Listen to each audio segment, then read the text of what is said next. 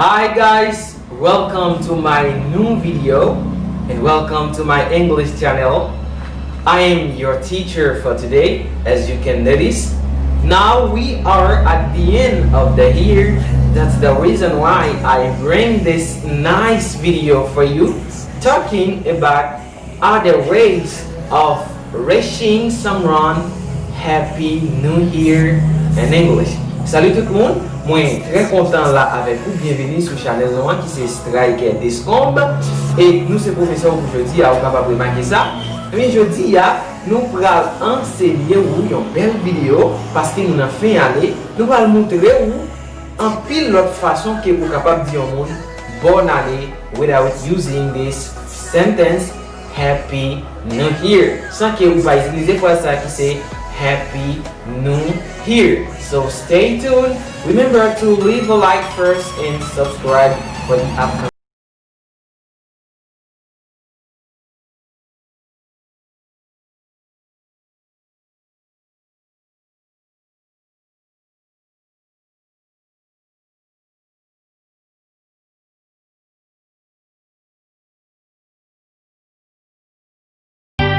Now, I wishing to you Merry Christmas and Happy New Year 2021. On capable de remarquer, nous sommes souhaiter vous joyeux Noël because today is December 24th, 2020. OK? Parce que je dis c'est 24 décembre. Nous souhaitons vous joyeux Noël et bonne année 2021. Merry Christmas and I wishing to you a smashing New Year full on with laughter. Ok? Nous souhaitons joyeux Noël et une bonne année qui vient en pile, qui est content, qui peut être en pile bonheur pour. Now, let's get started. Today, you are going to learn other ways to wish people Happy New Year without using this sentence New Year. Ok? Sans que vous va utiliser pour ça qui c'est Happy New Year. Someone say New Year and someone say New Year. But you can say new, but me I prefer to say Happy New Year. Okay. Now the first one is première façon que vous capable de dire au monde bonne année sans que vous va utiliser Happy New Year is may you have a prosperous New Year. May you have a prosperous New Year. Que vous passez une année de prospérité. May you have a prosperous New Year. Okay? May you have a prosperous New Year. Que vous passez une année de prosperity. Now, secondly is wishing to you a new year full on. I can say filled or full on. If I don't want to say filled, I can say full on.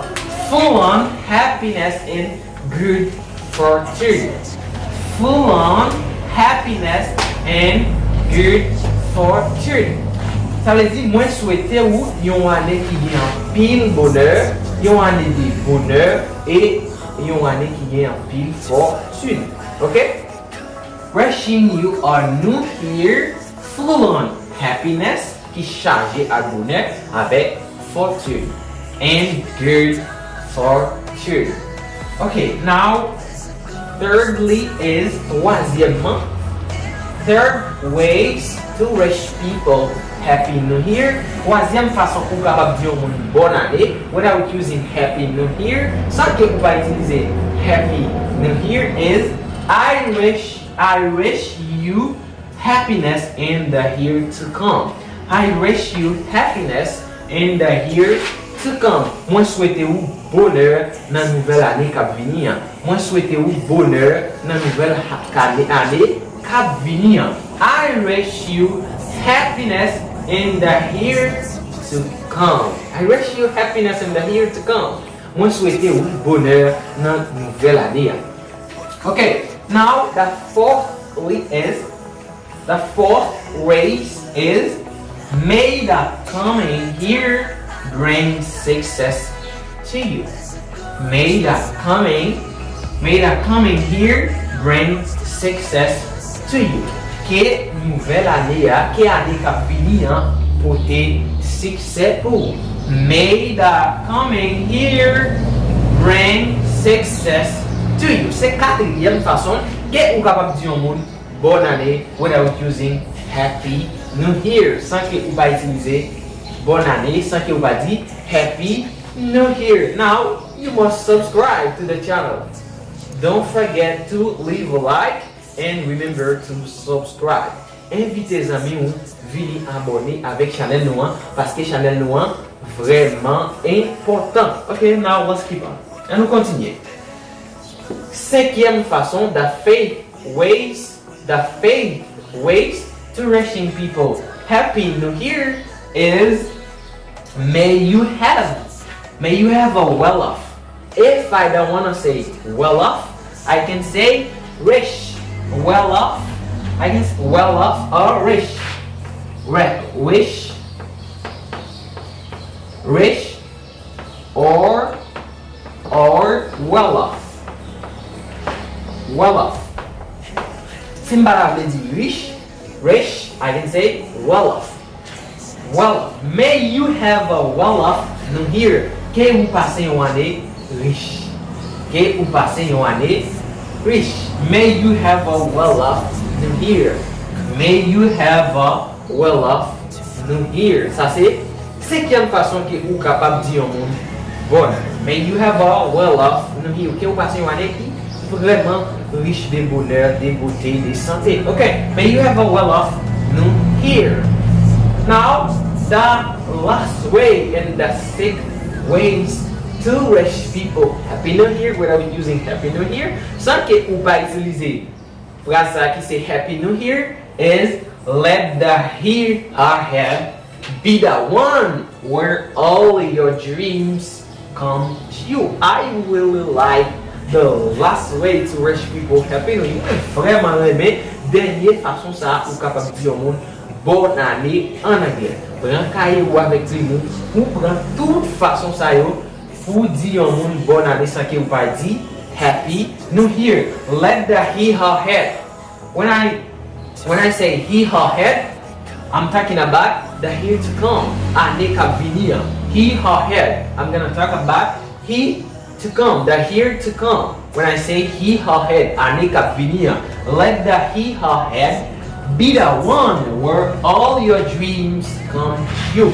Que année qui venir c'est une année côté tout rêve yo ralion réalité ou avignon réalité. Let the he her head be the one where all your dreams come true. Or you can say, I wish you a smashing year, full on with laughter. Ça c'est toute façon que vous capable de dire au monde bonne année en anglais sans que vous pas utiliser happy new year. Vous connaissez moi-même là pour me porter un pile gros bagage pour vous. C'est ça que vous besoin de faire, vous besoin pour abonner à la chaîne là pour toujours être connecté avec nous dès que nous postons une vidéo pour pas rater. I don't want you miss any other videos on this channel. Moi pas vous rater pièce vidéo n'a posté sur chaîne là. Invitez les amis venir abonner avec chaîne là sans que vous pas oublier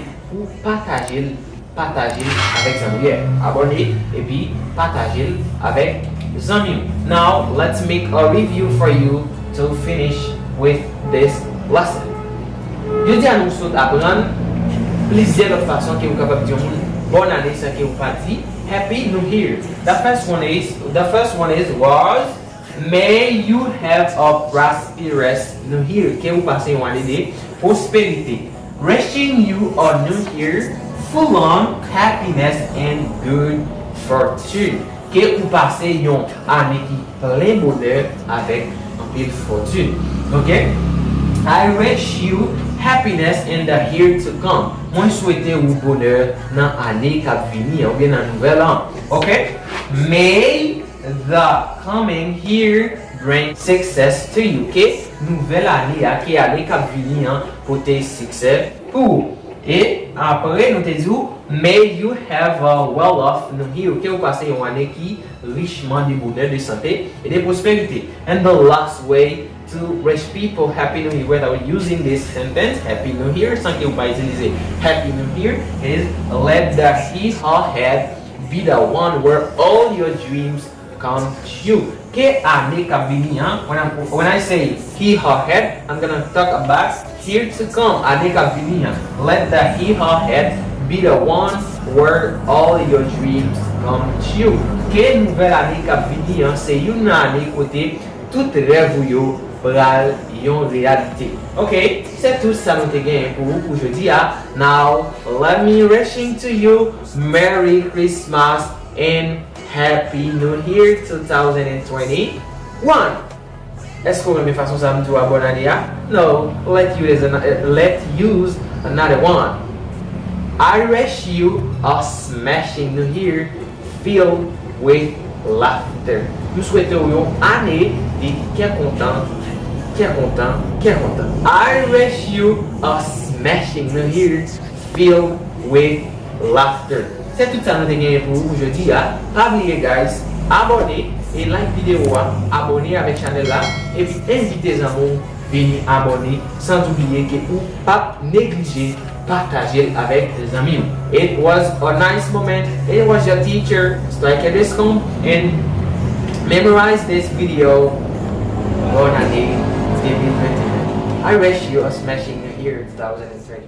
Goodbye.